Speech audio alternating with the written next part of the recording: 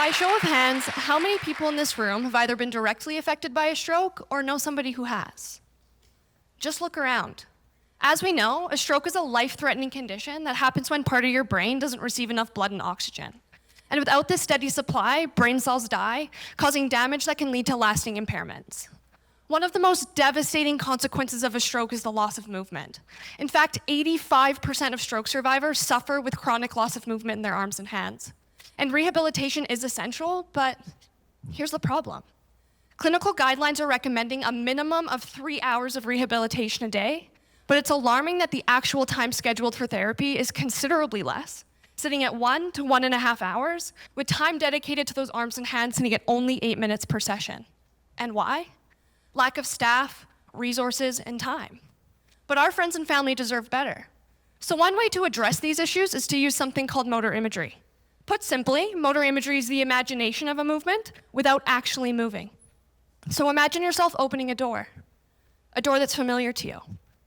Now, what's fascinating is that when you actually open that door, your brain activates certain areas to control that movement. And when you imagine yourself opening the door, your brain activates those same areas without any physical movement. Now, this makes motor imagery an incredibly powerful tool, but here's the kicker.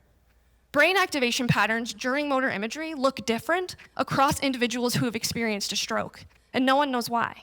So I set out to answer this question.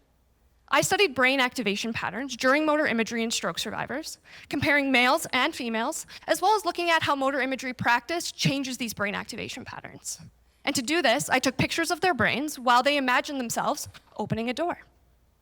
And I found that females have a more organized and efficient pattern of brain activation during motor imagery compared to males.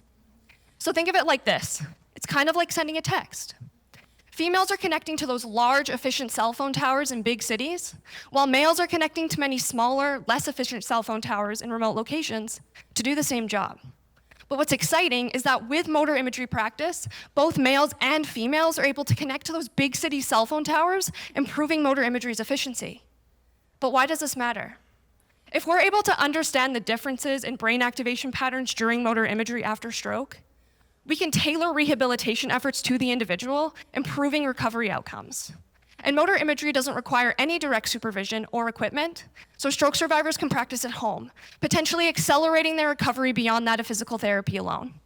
And at the end of the day, our goal remains simple: to give our friends and family their best chance at regaining movement and independence. And with motor imagery, we may have found the way to do just that.